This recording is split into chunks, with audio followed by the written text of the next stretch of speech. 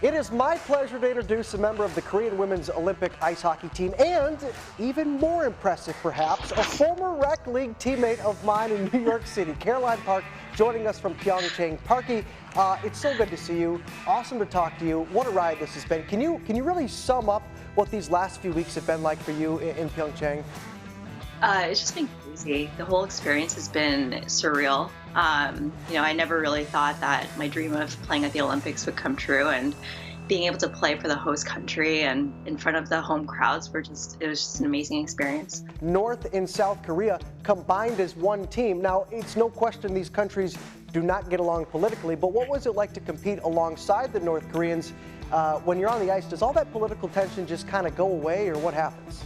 Yeah, I think that, there's just so much in the news about North and South and all of the stuff that's going on in North Korea, but the girls were just so amazing and so nice, and we had a lot in common with them. So we try to get to know each other more, asking about where they're from, their families, how they started playing hockey, things like that, just to help us learn who our teammates were.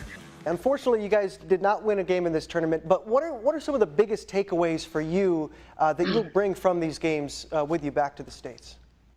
Yeah, this was the first time South Korea's ever fielded an ice hockey team, so I don't think expectations were super high. I just think it showed that the team has so much potential.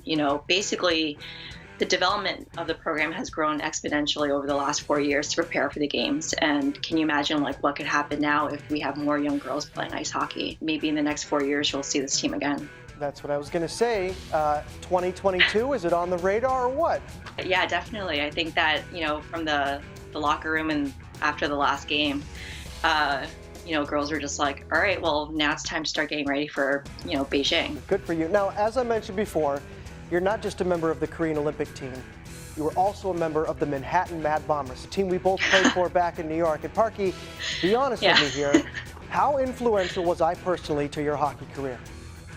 You were more of you brought the spirits up, you're more of I wouldn't necessarily say a game changer, but... Okay, fair. That's fair. That's fair. You're more like a rally, like a cheerleader. Oh, thanks. I was the cheerleader on the team. Appreciate that. They just won back-to-back Friday night championships without us, right? I know, they're crushing it. Well, hey, Parky, in all honesty, I'm so happy for you. I'm so proud of you. I'm so proud that I can call your friend. I can't thank you enough for coming on here and sharing your Olympic experience with us. And I hope to see you in 2020 out there, or 2022 rather, in Beijing. Yes. Yeah, definitely. Thanks for having me, Chris.